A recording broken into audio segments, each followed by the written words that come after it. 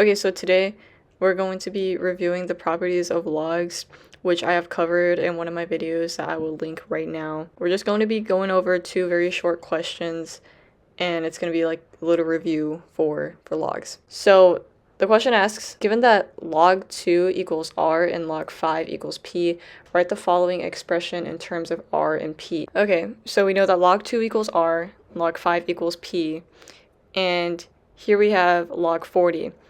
Now they all have the same base because these are all common logs because there's no base. So when there's no base and it's just log, it's assumed that the base is 10. So these are all common logs and they all have the same base. So that means that we can use a good amount of the properties of logs that we have learned. So if you remember from my logs video, there's this property where I'm pretty sure I called it like the multiplication rule or something. I don't really remember.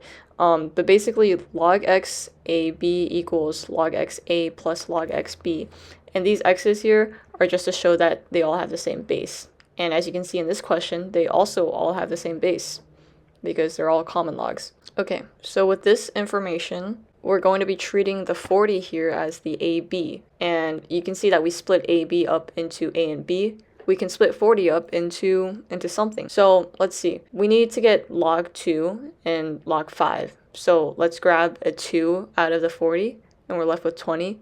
We can grab another 2 out of the 20, we're left with 10.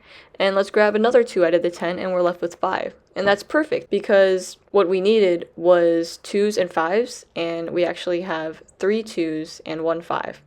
Knowing that, we can rewrite 40 as 2 to the power of 3 times 5, but 2 to the power of 3 is just 8. So we're splitting 40 up into 8 and 5. Okay, so let's rewrite log 40. Using the property above here, we can rewrite log 40 as log 8 plus log 5. You can see that we already have p here because we already got a log 5 here, so that's out of the way.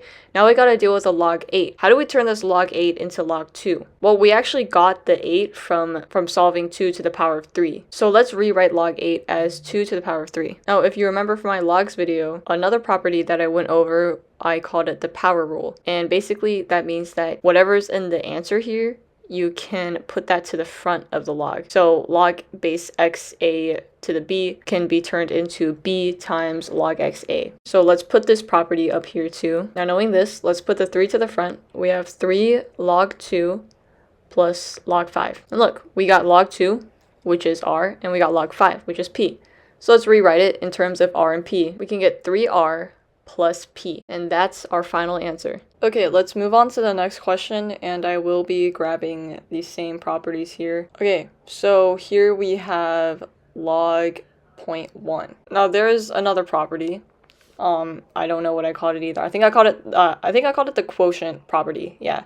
So the quotient property says log base x a over b equals log base x a minus log base x b. So you can see here multiplication is addition and division is subtraction. So this 0.1 here is actually going to serve as the a over b here. As we know, you can write fractions as decimals, and the easiest fraction for 0.1 would be equal to 1 over 10. We know that. We know that 1 over 10 equals 0.1. Let me just copy over the r and p here. Okay, so in this 1 over 10, we don't really have anything to work with here. I'm going to multiply it by 2 over 2, which is just equal to 1, so it's not going to change. And we're going to be getting 2 over 20. So now we have something to work with. So we can rewrite log 0.1 as log 2 minus log 20. And we can write this because 2 over 20 equals 0.1, which applies to this property right here. We do have log 2 out of the way. That's r. But we still have log 20 that we're going to have to split up. So we can split 20 into 2 and 10 and 2 and 5. So we have 2 2s and 1 5. So we're splitting 20 up into 4 and 5 essentially. So let's rewrite this. Let's copy down the log 2, and we can rewrite the log 20 as log 4 plus log 5. Okay, so 4 times 5 equals 20. Which is equal to the log 20 up here, which applies to this property. So that is why we can split log 20 up into log 4 and log 5. All right, so let's distribute the negative.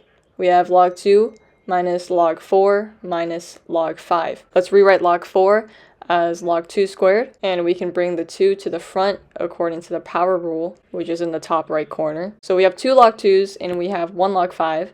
So let's rewrite that as r minus 2r minus p. And we can simplify that as negative r minus p.